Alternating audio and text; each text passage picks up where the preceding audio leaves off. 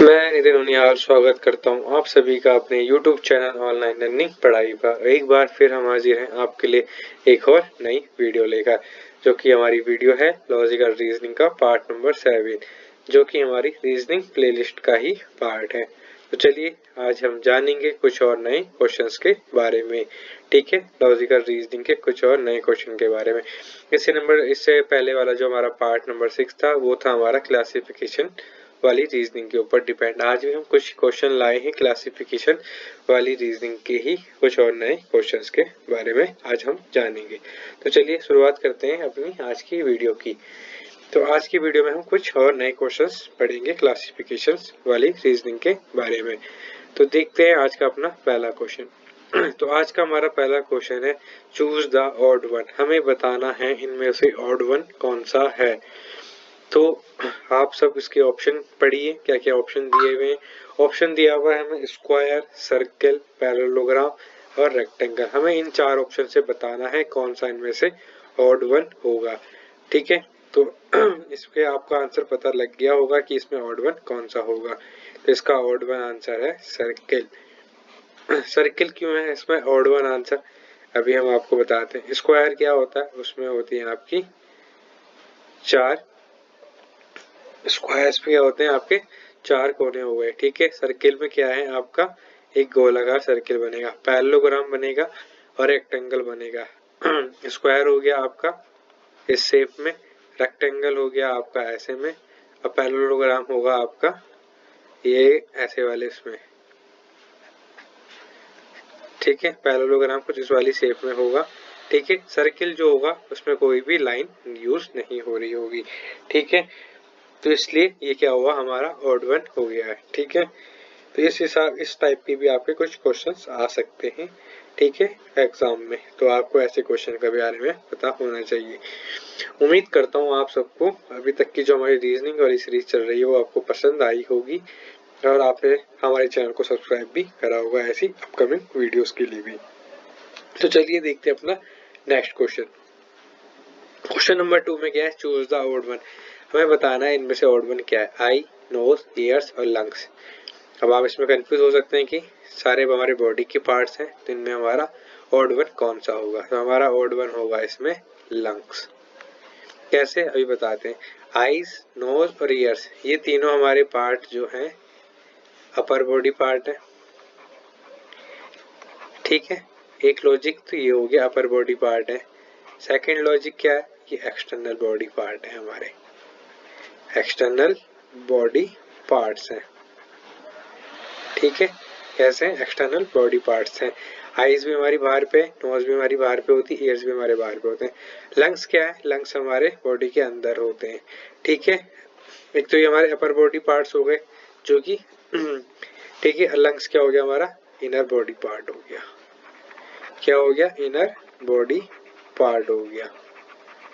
ठीक है, inner body part हो गया, या इसको हम ऐसे भी बोल सकते हैं लोअर बॉडी पार्ट भी हो गया है। अगर आप अपनी बॉडी को डिवाइड करो वो आपके ऊपर डिपेंड है। आप अपनी बॉडी को टू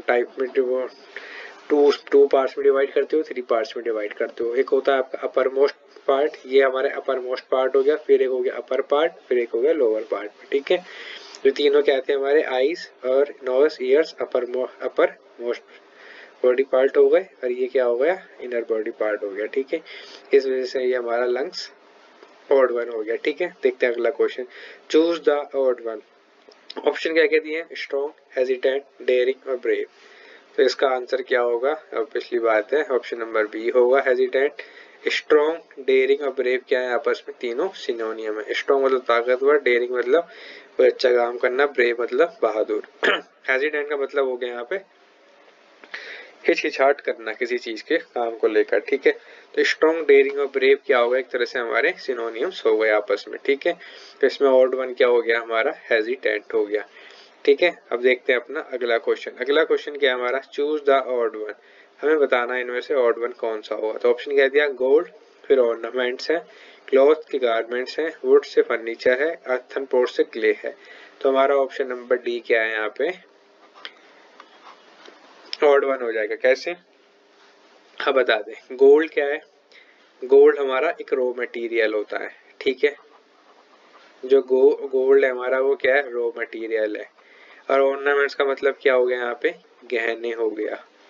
जो हम गोल्ड के जो ज्वेलरीज पहनते हैं उसको हम क्या बोलते हैं, ऑर्नामेंट्स है। तो गोल्ड कैसा है, हमारा रॉ मटेरियल है, फिर उससे क्या बन रहे हैं, हमारे ऑर्नामेंट्स बन रहे हैं। ठीक है, ऐसे यहाँ पे क्लोथ्स है, क्लोथ्स भी कई टाइप के हो सकते हैं, बट उससे जो है हमारे गारमेंट्स बनते हैं, जीन्स बनती है, शर्ट बनती है, लेडीज के कपड़े बनते हैं।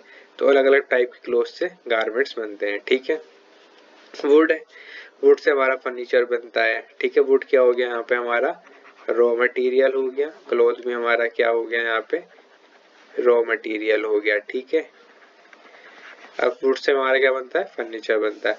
बट अर्थन पोर्स क्या हो गए, जो मिट्टी के बर्तन होते हैं, जो कि किससे बनने चाहिए थे, क्ले से बनने चाहिए थे। क्ले क्या है यहाँ पे, है तो रॉ मटेरियल, बट जो उसका सीक्वेंस दिया गया है वो बाद में दिया गया है।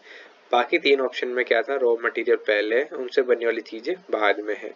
यहाँ पे क्या करा, ऑप्शन नंबर 4 में पहले बनने वाली चीज दे दिया, रॉ मटेरियल बाद में दे दिया। तो इस हिसाब से हमारा क्वेश्चन नंबर 4 का आंसर होगा option number D, earthen pores. ठीक है, चलिए देखते हैं अपना नेक्स्ट क्वेश्चन। नेक्स्ट क्वेश्चन क्या है, चूज द ऑड पेयर। हमें बताना है इनमें से ऑड पेयर कौन सा होगा।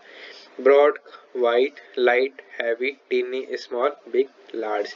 तो ऑब्वियसली बात है ऑप्शन नंबर बी हमारा यहाँ पे राइट आंसर हो जाएगा। ब्रॉड का मतलब होता है चौड़ा, वाइट का मतलब भी चौड़ा, दोनों का सेम सेम है।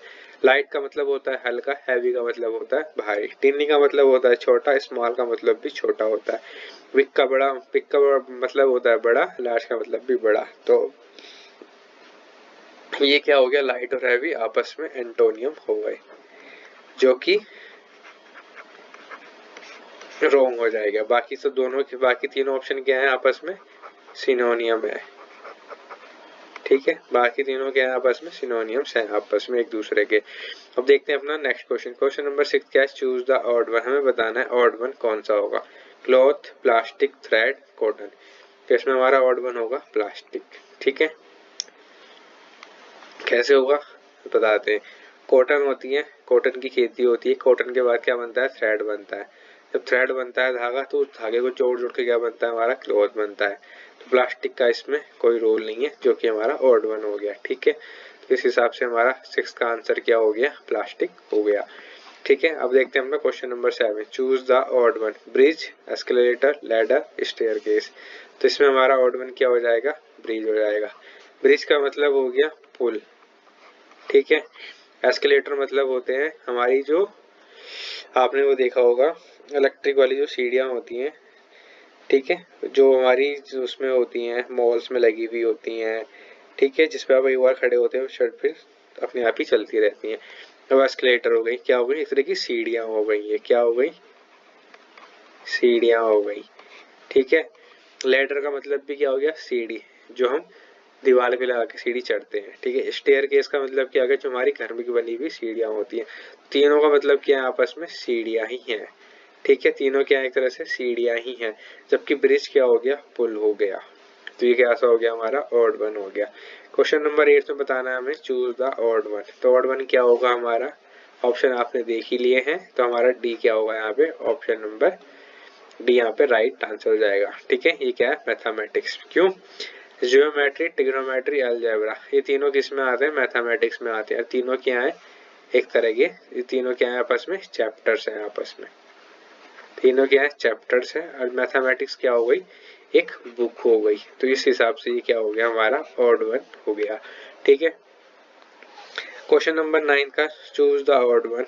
तो इसका ऑड वन क्या होगा हमारा, ऑप्शन है हमारा सी, रिवर, ओशन, और डी है हमारा स्विमिंग पूल। तो सी, तो ऑप्शन नंबर 9 का हमारा आंसर हो जाएगा डी, स्विमिंग पूल। सी कैसा होता है, चारों तरफ से खुला एकदम। ठीक है, बहुत लंबा चौड़ा। रिवर भी ऐसी होती है हमारी, खुली, बहुत लंबी चौड़ी होती है। ओशन तो हमारा खैर, ओशन और सी तो हमारे दोनों आपस में ही सिनोनियम्स हो गए, ये दोनों आपस में सिनोनियम है। ठीक है, स्विमिंग पूल क्या है हमारा, सिर्फ छोटी सी एरिया में बना हुआ होता है। ठीक है, या तो रेक्टेंगल होता है, कहीं पे स्क्वायर होता है, जो कि पूरा पैक्ड होता है एक तरह से। ठीक है, ये क्या है, इसमें क्या है, इसमें स्विमिंग पूल हमारा बाउंड्रीज में होता है। ये कैसा होता है, ये हमारा होता है बाउंड्रीज में। बाकी तीनों चीजें क्या है, ये विदाउट बाउंड्रीज वाली हैं। कैसी हैं? विदाउट बाउंड्रीज, जिनकी कोई सीमा नहीं होती है। ठीक है, तो ये चक्कर में हमारा क्या होगा, ऑप्शन नंबर डी सही हो जाएगा यहाँ पे, ऑड वन। ठीक है, चूज द ऑड पेयर। हमें बताना है क्वेश्चन नंबर 10th का ऑड पेयर कौन सा होगा, जो कि आज की हमारी वीडियो का लास्ट क्वेश्चन भी है। ठीक है, क्वेश्चन नंबर 10th में बताना choose the odd pair. Death, disease, milk, butter, grape, wine, water, electricity. तो हमारा ऑप्शन नंबर ए यहाँ पर सही हो जाएगा। कैसे, अभी बताते हैं। मिल्क से हमारा क्या बनता है, बटर बनता है। ग्रेप से हमारी वाइन बनती है। वाटर से इलेक्ट्रिसिटी बनती है। ये एक तरह का रॉ मटेरियल हुआ और इसका रॉ मटेरियल यूज करके हमने एक प्रोडक्ट बनाया, बटर। ठीक है, ग्रेप हमारा रॉ मटेरियल हुआ, ये हमारा प्रोडक्ट बन के आया वाइन। वाटर हमारा रॉ मटेरियल हुआ और इलेक्ट्रिसिटी इसका क्या बन के आया, प्रोडक्ट बन के आया। डेथ और डिजीज आपस में नहीं होंगे, डेथ और डिजीज दोनों अलग अलग हो गए। डेथ हमारी डिजीज से भी हो सकती है, एक्सीडेंट से भी हो सकती है, जो कि हमारे आपस में पेयर नहीं कर पाएंगे। ठीक है, ना ही इसमें कोई रॉ मटेरियल है, ना ही इसमें कोई प्रोडक्ट है। तो ठीक है, इस हिसाब से हमारा option number A right answer हो जाएगा क्वेश्चन नंबर 10th का। ठीक है, तो ये थे हमारे कुछ क्लासिफिकेशंस के कुछ क्वेश्चंस। इस टाइप के क्वेश्चन भी आपसे पूछे जा सकते हैं एग्जाम में। ठीक है, उम्मीद करता हूँ आपको ये वाली वीडियो हमारी अच्छी लगी होगी। तो आप हमारी वीडियो को लाइक करें, शेयर करें एंड सब्सक्राइब करें। अब बने रहें हमारे यूट्यूब चैनल ऑनलाइन लर्निंग पढ़ाई पर ऐसे ही नए नए कंटेंट जानने के लिए। तो आप सबसे हमारा गुजारिश है कि आप हमारे चैनल को सब्सक्राइब जरूर करें और अपने दोस्तों के साथ शेयर करें, ऐसी कुछ नया सीखते रहने के लिए। ठीक, धन्यवाद।